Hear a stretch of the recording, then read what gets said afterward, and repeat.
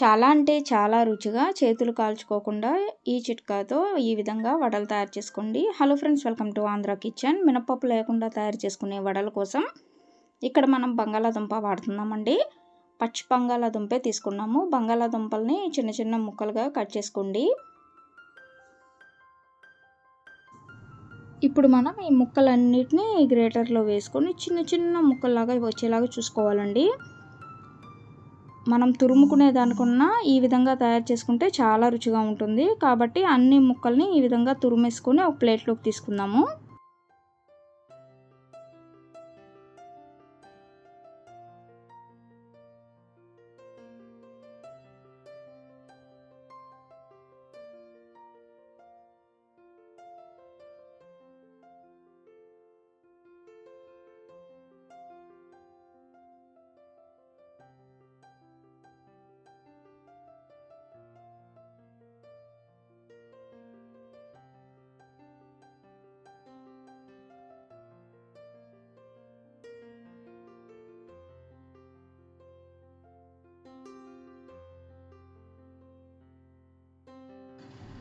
చూడండి, ఈ విధంగా చాలా చిన్న చిన్న ముక్కలాగా మనం గ్రేటర్లో వేసుకొని చక్కగా చేసేసుకోవాలి.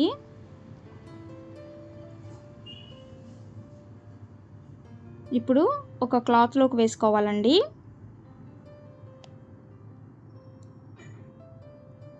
ఇప్పుడు ఈ బంగాళాదుంప ముక్కలన్నిటిని మనం గట్టిగా క్లాత్లో వేసుకొని పిండుకుంటే మనకి నీళ్ళు అనేవి వస్తాయి. బంగాళాదుంపలో ఉన్న నీరంతా తీసేసుకోవాలి. ఈ విధంగా నీరు మొత్తం గట్టిగా పిండుకొని పక్కన పెట్టేసుకోండి.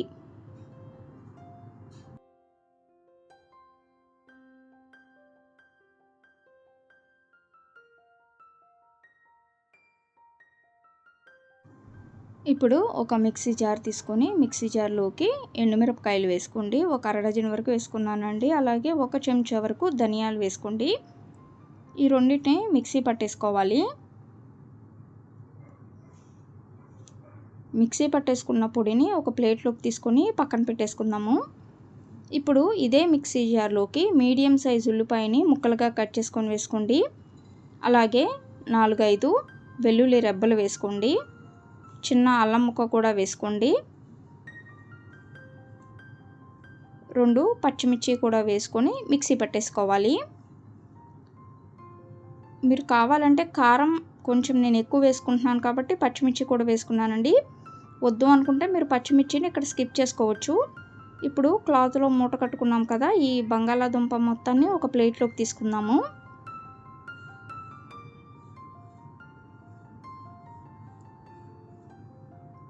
ఇప్పుడు పొడి పొడిగా చేసుకుందామండి.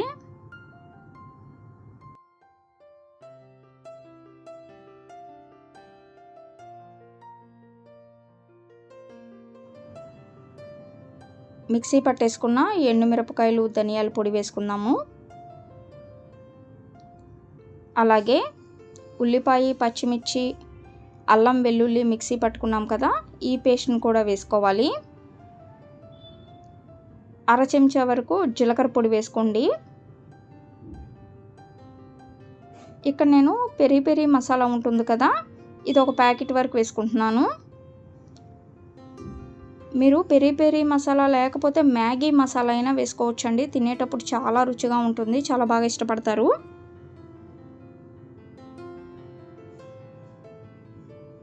తగినంత ఉప్పు వేసుకోండి. అలాగే కొంచెం కారం వేసుకుంటున్నానండి. కారం ఇష్టం లేకపోతే స్కిప్ చేసుకోవచ్చు. పిల్లలకైతే పావు చెంచా మిరియాల పొడి వేసుకుంటున్నాను. సన్నగా కట్ చేసుకున్న కొత్తిమీర కరివేపాకు వేసుకోవాలండి.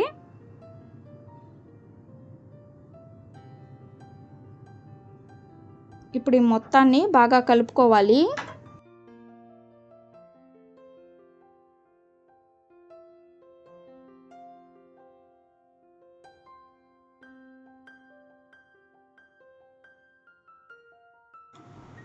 ఇప్పుడు ఇందులోకి మైదా పిండి వేసుకోవాలండి. మైదా పిండి ఎక్కువ ఒకేసారి వేయకూడదు, కొంచెం కొంచెంగా చూసుకొని వేసుకోండి.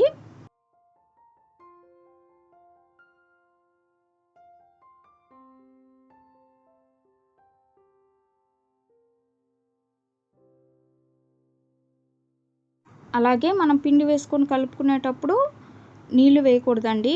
మీరు ఇక్కడ మైదా పిండి ప్లేస్లో శనగపిండి అయినా వేసుకోవచ్చు. నాకు ఇంకొంచెం మైదా పిండి పట్టిందండి. ఇంకొక 2 చెంచాల వరకు మైదా పిండి వేసుకొని నేనైతే ఇక్కడ వడల మాదిరిగా తయారు చేసుకుంటున్నారు. మీరు కట్లెట్స్ లాగైనా వేసుకోవచ్చండి.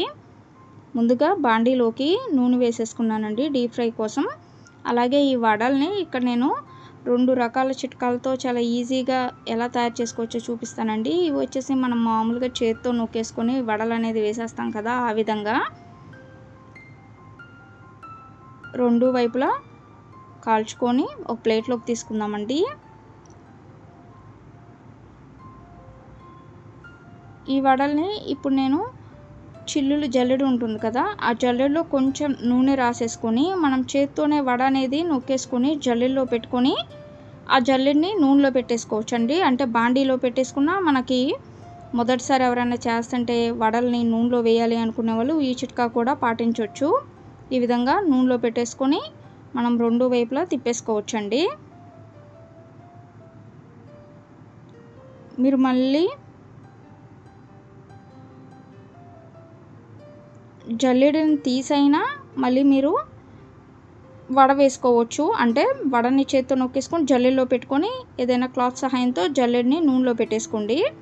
అలా కాదు అనుకునే వాళ్ళు ఈ చిట్కాను ఉపయోగించవచ్చండి. ఇక నేను పప్పు గుత్తి పైన వడ అనేది పెట్టేసుకుంటున్నాను. చేత్తో తయారు చేసుకొని పప్పు గుత్తి పైన ఈ విధంగా వడ పెట్టేసుకొని నూనెలో వేసేసుకోవచ్చండి.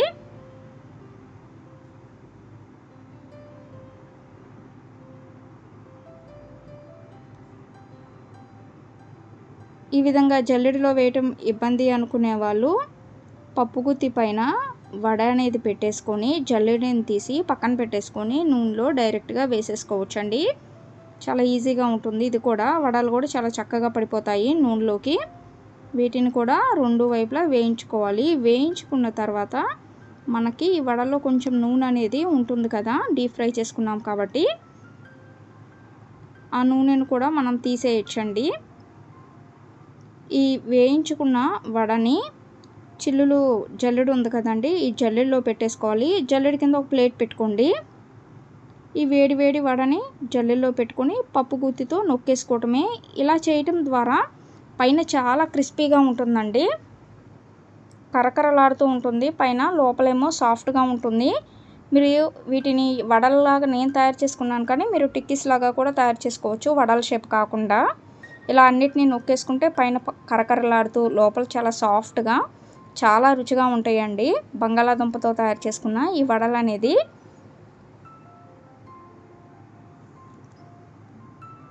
మరి మీ అందరికీ ఈ చిట్కాలతో తయారు చేసుకున్న ఈ వడల రెసిపీ వీడియో కనుక నచ్చినట్లయితే ఈ వీడియోని లైక్ చేయండి, షేర్ చేయండి. మరిన్ని వీడియోస్ కోసం మా ఛానల్ని సబ్స్క్రైబ్ చేయండి. Thank you for watching.